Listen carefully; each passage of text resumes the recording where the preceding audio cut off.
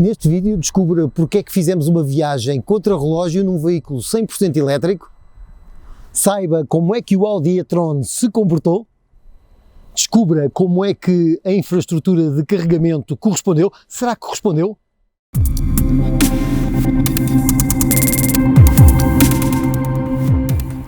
Fizemos os 2.500 km do trajeto entre Lisboa e Frankfurt em contrarrelógio porque quisemos colocar pressão tanto sobre o veículo como sobre a infraestrutura de carregamento.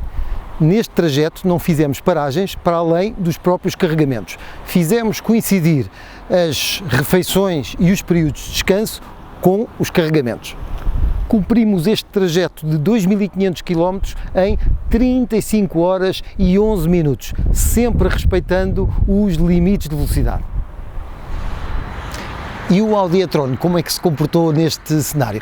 Passámos 35 horas seguidas dentro deste carro, no trajeto para Frankfurt, e só podemos dizer bem do conforto.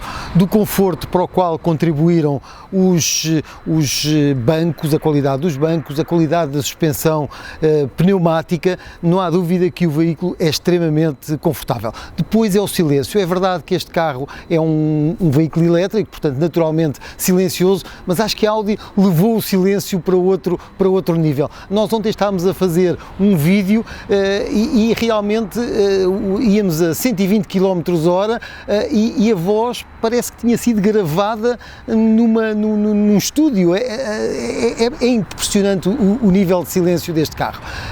Para esse nível de silêncio também contribui, aliás, a qualidade de construção. Este carro está a um nível francamente superior em termos de qualidade de construção.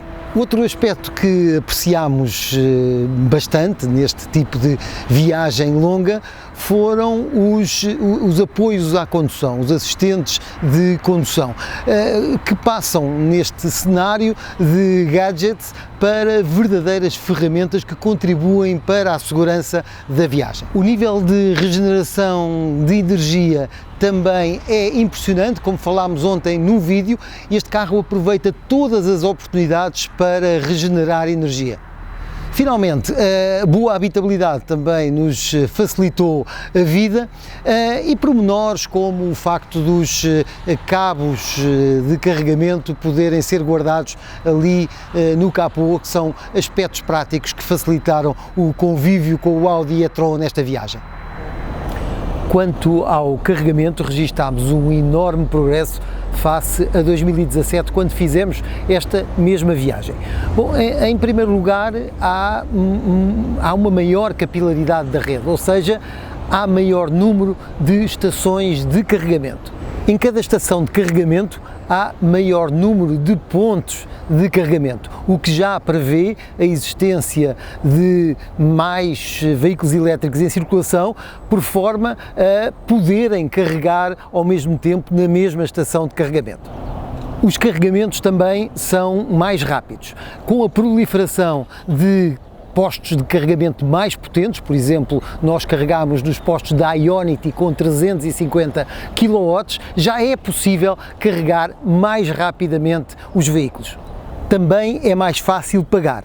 Há uma grande difusão de sistemas de pagamento à distância através da aplicação no telemóvel que não nos torna dependentes de cartões nem de subscrições. Mas ainda há problemas que à partida até seriam fáceis de resolver. Nos 27 carregamentos que efetuámos, houve 4 deles em que enfrentámos situações que poderiam ter imobilizado o veículo, ou seja, poderiam ter feito terminar a viagem logo ali. Ora, é muito difícil encontrar-se uma bomba de gasolina avariada.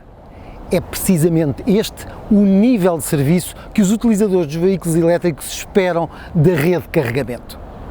Terminamos mais esta road trip elétrica, onde percorremos 4.760 km, cumprimos uma média de consumo de 25,3 kWh por cada 100 km, batemos o nosso recorde de 35 horas e 11 minutos entre Lisboa e Frankfurt e finalmente fizemos um troço, nomeadamente ali entre Tordesilhas e o Fundão, onde atingimos uma autonomia máxima de 417 km no Audi e-tron em autoestrada. Muito obrigado pela vossa companhia, muito obrigado pelos vossos comentários, opiniões e até à próxima Road Trip Elétrica.